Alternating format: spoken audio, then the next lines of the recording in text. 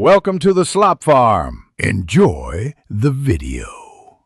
You will begin by preparing your app for container builds. First, make sure package. JSON has a proper build script and note the node version you want. Once done, create a Docker file using a multi-stage build. Use node 18 Alpine to install deps, run npm run build, then use a lightweight web server image. Make sure to add a Docker ignore excluding node modules and local configs.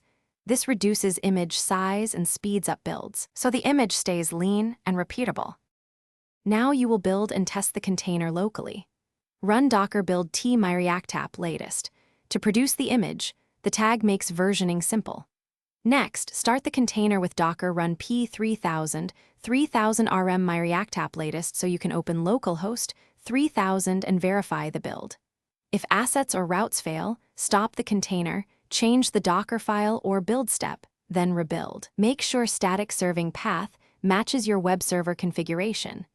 Finally, push and deploy your image to production.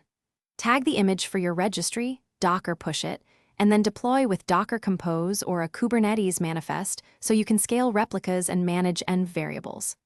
Once deployed, monitor logs and health checks.